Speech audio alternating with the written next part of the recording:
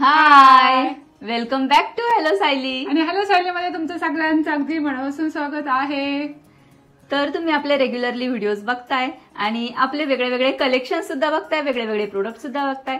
पण आज आपला कोणताही प्रोडक्टचा व्हिडिओ नाहीये. आज आपण बनवणार आहोत छान अशी रेसिपी, एकदम मस्त रेसिपी आहे आणि तुमच्या सगळ्यांना नक्की खूप आवडेल अशी रेसिपी आहे.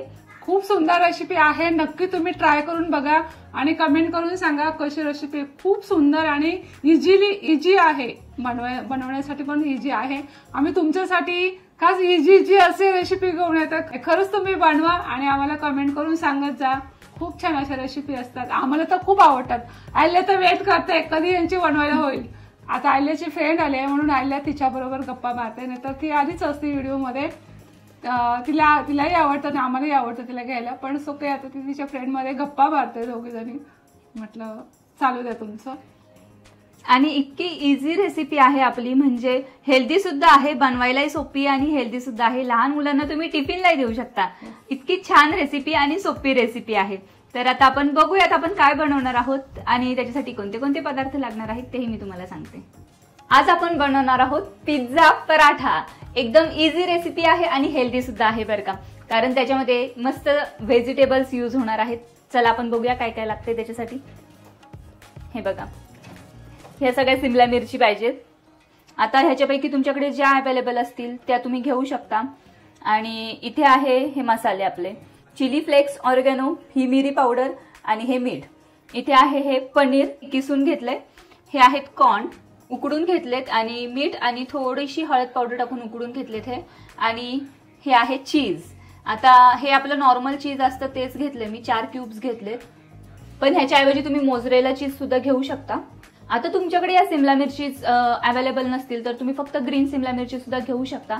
आणि त्याच्यामध्ये तुम्हाला ज्या पाहिजेत त्या व्हेजिटेबल्स ऍड करू शकता, ज्या जनरली पिझ्झामध्ये यूज होतात त्यावाल्या यूज केल्या तर टेस्ट एकदम पिझ्झा सारखी येणार आहे. म्हणजे त्याच्यामध्ये तुम्ही कांदा आणि टोमॅटो सुद्धा यूज करू शकता तुमच्या मनावरती. पण टोमॅटो टाकलं की त्याला पाणी सुटतं म्हणून टोमॅटो मी घेतलेला नाहीये, तर फक्त सिमला मिरची घेतल्यात. आणि त्याचा पनीर आणि चीज सोबत फ्लेवर खूप छान येतो. चला आता आपण बनवायला सुरुवात करूया.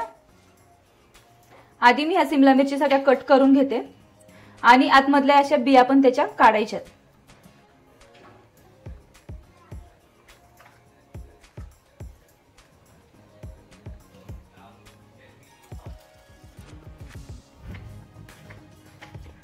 आपल्याला पराठा बनवायचा आहे म्हणून जरा बारीकच चिरायच्यात सिमला मिरची, जास्त मोठ्या मोठ्या नाही चिरायच्यात.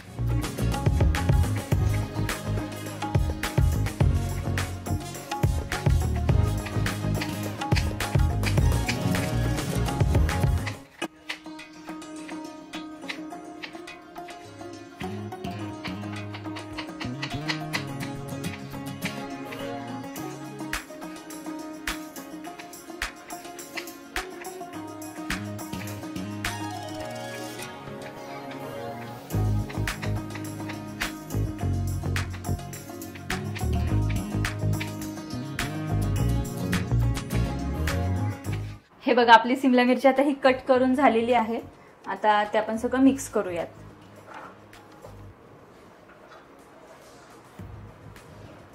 छान दिसते बघा ना सिमला मिरची, कशी मस्त कलर, येलो ग्रीन, छान असे सुंदर कलर दिसतात. दिसायला पण खूप छान दिसते आणि खायला तर खूपच टेस्टी आहे. आणि हे कॉर्न मी आता त्याच्यामध्ये टाकते.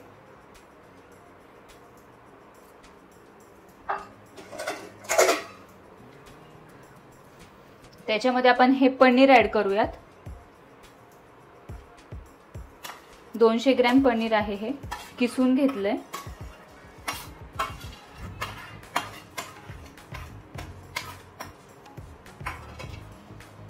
त्याच्यामध्येच आपण हे चीज ऍड करूयात. 4 क्यूब्स आहेत चीजचे. तुम्हाला जर मोझरेला चीज मिळालं तर नक्की मोझरेला चीज घ्या तुम्ही. आमच्या इथे खाली दुकानात नेमकी संपलेलं म्हणून मग मी हे आपलं नॉर्मल चीज असतं तेच आणलंय. जर मोझरेला चीज घेतलं तर निम्म मोझरेला चीज आणि निम्म आपलं हे नॉर्मल चीज टाकायचं, म्हणजे टेस्ट अजून छान येते. आणि त्याच्यामध्ये आता मिक्स करूयात आपण हे सगळे मसाले. मसाले जास्त काहीही नाहीयेत, लहान मुलं खाऊ शकतील असेच मसाले घेतलेत, म्हणजे जेणेकरून जास्त तिखटही होणार नाही आणि त्यांना आवडेलही खायला म्हणून.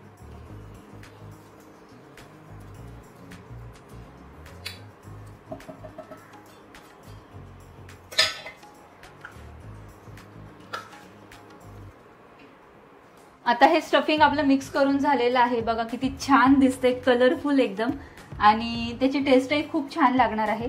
आता आपण हे पराठे बनवायचे कसे ते बघूयात.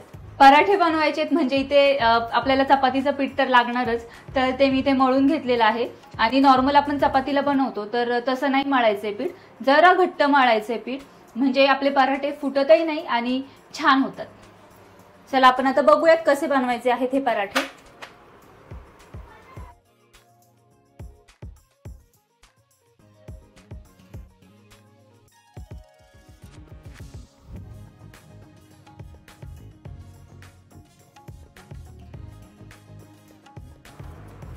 हे बघा छोटी छोटी एक एक अशी चपाती लाटून घ्यायची आहे.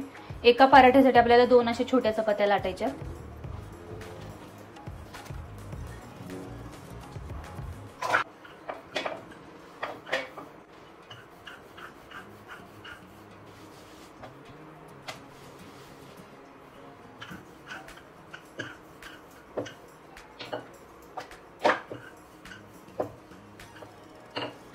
हे बघा आपल्या ह्या 2 चपात्या आता रेडी आहेत.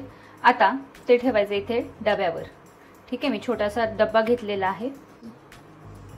आता हे डब्यावर ठेवल्यानंतर त्याच्यात हे आपल्याला स्टफिंग भरायचे.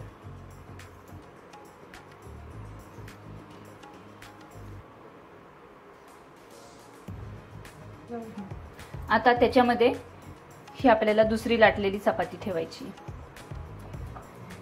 ठीक आहे, हे असं छान असं चिटकवून घ्यायचंय.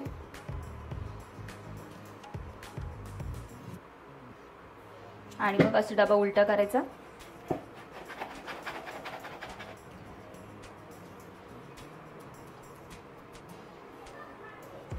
बघितलं, हे असं होणार. आणि असं थोडंसं ते प्रेस करायचं छान.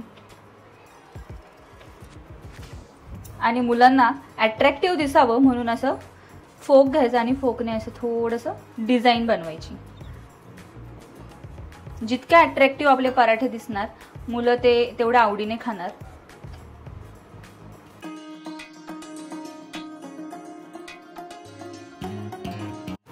हे बघा, हे आपले पराठे आहेत रेडी. आता हे मी कट करून आईला टेस्ट करायला देते. ती एकदम परफेक्ट टेस्ट सांगेल तुम्हाला. हे बघा, बघितलं किती छान आहे, मस्त दिसायला तर मस्त आहेच, पण खायला सुद्धा खूप छान आहे.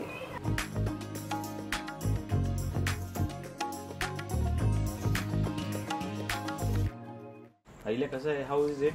आयल्या कसं झालंय बाबू परोठा? छान, खूप छान झाले ना? आवडले ना तुला? तर नक्कीच तुमच्या मुलांना सुद्धा आवडेल.